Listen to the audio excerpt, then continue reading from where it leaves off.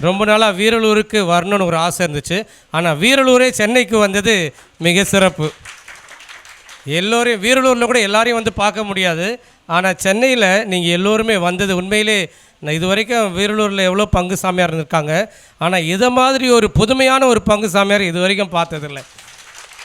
உண்மையிலே சொல்கிறேன். நான் வந்து நம்ம பிள்ளைகளை வந்து வேலூரில் இருக்கிற விஐடி வரைக்கும் தான் கொண்டு வந்தேன். ஆனால் பங்கையே அவர் சென்னையில் இருக்கிற இந்த ஒய்எம்சிஏவுக்கு கொண்டு வந்துட்டார்.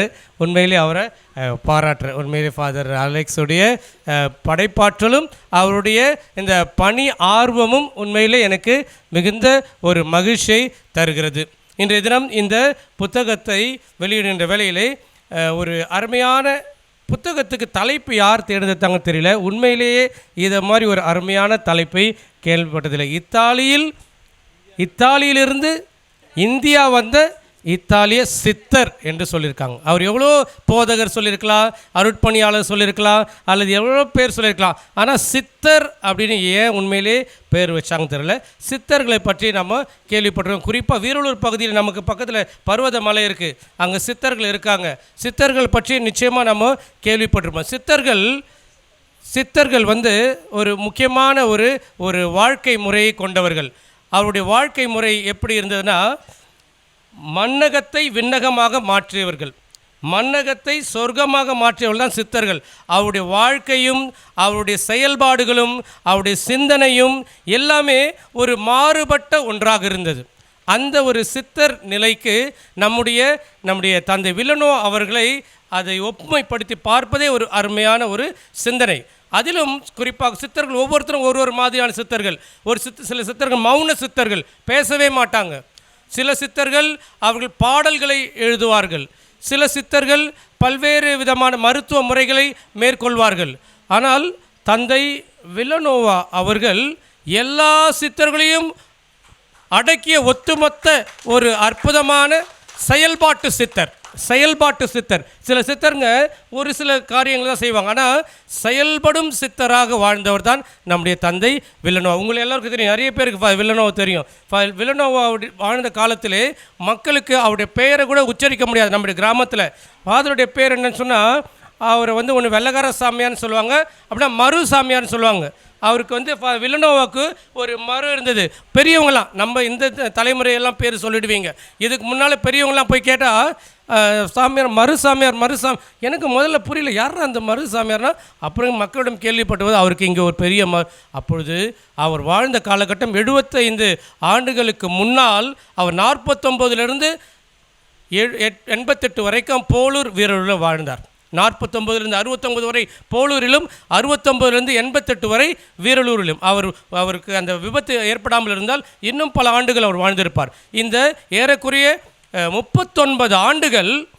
இப்போ நம்ம யோசித்து பாருங்கள், 75 வருஷத்துக்கு முன்னால் நம்ம வீரலூரும் போலூரும் எந்த மாதிரி இருந்திருக்கும்? மூலக்காடுன்னு சொல்லுவாங்க. உண்மையிலேயே இவ்வளோ மூலையில் ஒரு ஊர் இருக்குமான்னு நான் பார்த்தேன். இவ்வளோ ஊரில் இந்த மாதிரி ஒரு ஊர் நான் முதல்ல 89 வந்தேன். 89 அதுக்கு முன்னாடி 87 ஒரு முறை வந்தோம். அப்போ ஃபாதர் இருந்தார். நாங்கள் வந்து சமூக பயிற்சிக்காக வந்த பொழுது ஃபாதர் வந்து அவருடைய அந்த சுண்டு வரலில் குழந்தைங்களை தூக்குவார். அவர் கையில் வச்சு எல்லோரும் பிள்ளைங்களாம் அவர் கையில் 10 பிள்ளைங்க தொங்கி அப்படி நிற்பாங்க. அவருக்கு ரொம்ப ஆசையாக இருக்கும். குழந்தைங்க வந்து அவரை பிடிச்சிட்டு அவர் அங்கேயே பிடிச்சி நிற்கிறது, அதெல்லாம் பார்த்து நாங்கள் ஆச்சரியப்படுவோம். ஃபாதர் வில்லனோவா உண்மையிலேயே ஒரு செயல்பாட்டு சித்தர். அவருடைய வாழ்க்கை என்பது ஒரு மிக அற்புதமான வாழ்க்கை. சித்தர்கள் எப்படி வாழ்ந்தாங்க அப்படின்னா, யாம் பெற்ற இன்பம் பெருக இவ்வையகம். யாம் பெற்ற இன்பம். இப்போலாம் பார்த்திங்கன்னா எவ்வளோ பெரிய அறிவுஜீவிகளாக இருந்தாலும், எவ்வளோ பெரிய திறமைசாலிகளாக இருந்தாலும், எவ்வளோ பெரிய நல்லவங்களாக இருந்தாலும், அவங்களுக்கு என்று ஒரு சில விஷயங்களை தக்க வைத்துக் கொள்வார்கள், சேர்த்து வைத்துக் கொள்வார்கள். ஆனால் அனைத்தையும் கடந்த ஒருவன் தான் தாம் பெற்ற இன்பம் பெருக இவ்வையகம் என்று அவர்கள் அதில் செயல்படும். அந்த விதத்தில் அவர் ஒரு தலை சிறந்த ஒரு சித்தர். 17ஆம் நூற்றாண்டிலே குமரகுருபரர் என்கின்ற ஒரு அருமையான புலவர் ஒரு பாடலை எழுதினார். அதை நேற்றைய தினம் கூட நம்முடைய தந்தையுடைய விழாவில் நான் அதை குறிப்பிட்டேன். அந்த குமரகுருபரர் சொல்கின்ற ஒவ்வொரு வார்த்தையின் ஒவ்வொரு வார்த்தையும், அவருடைய பாடல் ஒவ்வொரு வார்த்தையும் நம்முடைய தந்தை வில்லனோவாவுக்கு மிக சிறந்ததாக பொருந்தும். அதை பற்றி நீங்களே பிறகு சொல்லலாம். அந்த 102 பாடல்களில் 53வது பாடலை அவர் நீதிநெறி விளக்கம் என்கின்ற அந்த பாடல் தொகுப்பில் வைக்கின்றார்.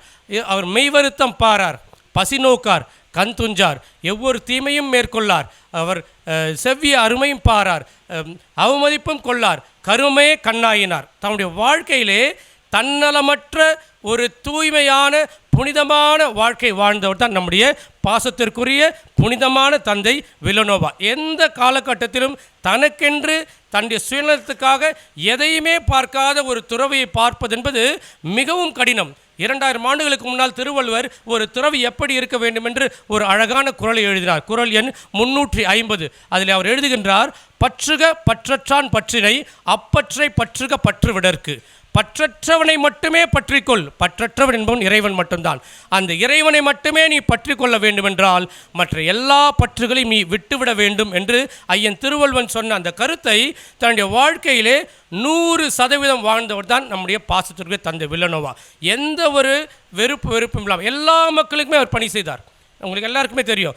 வில்லனோவா அவங்க அருமையாக சொன்னார். நம்ம ஐயா சொல்லும் பொழுது இந்த வில்லனோவா அந்த சுற்று வட்டாரத்தில் இருக்க எல்லோருக்குமே மருத்துவ பணி செய்வார், எல்லோருக்குமே கல்வி பணி செய்வார், எல்லோருக்குமே விவசாய பணி செய்வார், எல்லோருக்குமே கால்நடைகளை எப்படி வளர்ப்பது என்று அவர் சொல்லிக் கொடுத்தார். அவர் தான் ஆசிரியர், அவர் தான் மருத்துவர், அவர் தான் விவசாயி, அவர் தான் எல்லாம் இருந்தார். அப்படி இருந்த பொழுதிலும் அவர் ஏழை எளிய தலித் மக்களுடைய பக்கத்திலே அவர்களோடு ஒருவராக அவர் வாழ்ந்தார். அதிலே தான் அவர் மிக சிறந்த அவர் விளிம்புகளின் இறைவாக்கினராக, விளிம்புகளின் இறைவாக்கினர் தான் சித்தர்கள். விளிம்புகளுக்கே சென்றார்கள். அவர்கள் மையத்தை விரும்பவே இல்லை. விளிம்புகளுக்கு சென்று அந்த விளிம்பிலே மிகவும் மகிழ்ச்சியாக அந்த மக்கள் நானும் உங்களில் ஒருவன் என்று தன்னை ஐக்கியப்படுத்தி கொண்ட அந்த தந்தை வில்லனோவா என்பது உண்மையிலே ஒரு புனிதர். தந்தை வில்லனோவா, நான் வீரர்களில் 3 வருஷம் தான் நான் பணியாற்றினேன். ஆனால் இத்தாலியிலே 5 வருஷத்துக்கு மேலே பணியாற்றினேன். தன்னுடைய வில்லனோவுடைய கிராமத்திற்கு சென்றேன். அவருடைய கடைசி தம்பி இறந்த பொழுது அவருடைய அந்த அடக்க சடங்கிலே பங்கு கொண்டேன். அப்பொழுது அவர்களோடு பேசும் பொழுது நான் இத்தாலிய மொழியை கற்றுக்கொண்டு அவருடைய பங்கிலே நான் தந்தை வில்லனோவை பற்றி ஒரு உரையாற்றினேன். அந்த உரைக்கு பிறகு அந்த பங்கு தந்தை என்னிடம் பேசினார். இவ்வளோ சிறந்த மகத்தான ஒரு மனிதரா எங்களுடைய மண்ணின் மைந்தர் என்று கேட்டார். உண்மையிலே நான் சொன்னது ரொம்ப குறைவுதான். ஆனால் உண்மையிலே தந்தை வில்லனோவா என்பவர் ஆகச்சிறந்த மனிதர். எல்லா விதமான பாருங்கள், நம்முடைய எவ்வளோ சலேசியர்கள் இந்தியாவுக்கு வந்தாங்க, எவ்வளோ துறவிகள் இந்தியாவுக்கு வந்தார்கள். அதிலே பல கோடி பணம் முதலீடு செய்தவர்களும் இருக்கிறார்கள். ஆனால் தந்தை வில்லனோவா மிகவும் ஏழ்மையான குடும்பத்திலிருந்து வந்தவர். நான் அவங்க ஊருக்கு போன பொழுது தான் எனக்கு தெரிந்தது தந்தை வில்லனோவா ஏன் வீரலூரை தேர்ந்தெடுத்தார். அவர் ஏன் வீரலூரை தேர்ந்தெடுத்தார் என்றால் செர்னாலியா தெல்ல பெத்தாலியா, அதுதான் அவருடைய ஊர், அவர் பிறந்து வளர்ந்து வாழ்ந்த ஊர். அந்த ஊரில் போய் பார்க்கும் பொழுது அதை சுற்றி பார்த்தால் எல்லா பக்கத்துலேயும் அந்த மலை குன்றுகள் இருக்கும். சுற்றி எந்த 360 டிகிரி நீங்கள் சுற்றி பார்த்தீங்கனாலும் எல்லா பக்கமும் அந்த மலைகள் இருக்கும். அது மாதிரி இருக்கிற ஒரு ஊர் எந்த ஊர்? வீரலூர் தான். அவருடைய ஊர் மாதிரியே, அவருடைய வீடு மாதிரியே இருக்கின்ற ஒரு இடத்தை அவர் தேர்ந்தெடுத்தார். வீரலூரில் போய் நீங்கள் சுற்றி பாருங்கள், எல்லா பக்கமும் மலை இருக்கும், பர்வத மலை இருக்கும், அங்கே ஜவ்வாதி மலை தொடர் இருக்கும். அதே போல் ஒரு இடத்தை அவர் கண்டுபிடித்து அந்த இடத்திலே 18-19 ஆண்டுகள் வாழ்ந்தார். அவர் ஒவ்வொருவரையும் தன்னுடைய தாயாக, தந்தையாக, மகனாக, மகளாக, பிள்ளையாக, உறவாக அவர் பார்த்தார். அதுதான் ஒரு துறவி நிறைய பில்டிங் கட்டலாம், அல்லது நிலம் வாங்கலாம், அல்லது எவ்வளோ விஷயம் சொல்லலாம். எந்த ஒரு துறவி தன்னுடைய உறவாக, தன்னுடைய இரத்தமாக, தன்னுடைய சதையாக ஒரு மனிதனை பார்க்கிறானோ அவன்தான் மகா துறவி. அத்தகைய ஒரு மகத்துவமான ஒரு மனிதரை பற்றிய வாழ்க்கை நூலை இங்கே தொகுத்து வழங்கிய உண்மையிலே நான் மிகவும் பாராட்டுகிறேன். ஒருவரை பற்றி எழுதுவது, அதை தொகுத்து வழங்குவது, அதை வெளியிடுவது என்பது ஒரு மகத்தான பணி.